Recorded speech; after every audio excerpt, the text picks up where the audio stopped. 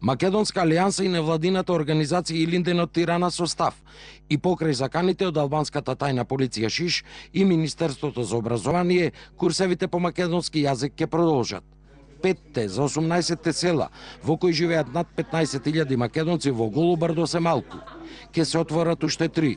Одлуката е донесена по зачестените акции на албанската тајна полиција, која од почетокот на годинава, користејќи посебни методи, индиректно им се заканува и ги заплашува македонците од Голобардо. Почне со наставниците и директорите, а се дојде едно писмо во општината, пошто сум и подпредседател на советот во општината, дојде едно писмо за да се спречит одма тој и известени се и Дуршику, полицијата, веќе ниту не личи на демокрација.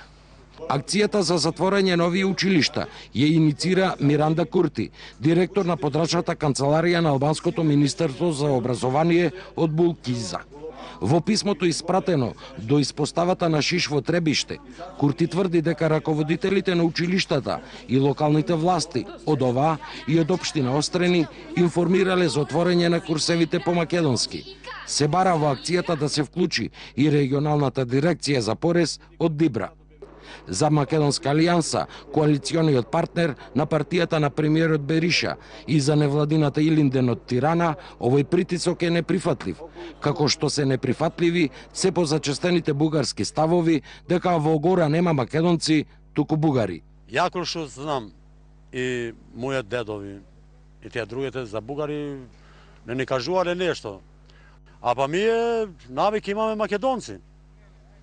И никад не може да речеме бугари сме ние. Наспроти официјалната политика на Тирана и негирањето на Софија, македонците од Голобардо масовно поднесуваат барања за издавање на македонски пасоши и лични карти, како потврда дека се македонци. Во единствената партија на македонците во Албанија, овој чекор го оценуваат позитивно и во насока на објективно представување на бројот на македонското малцинство.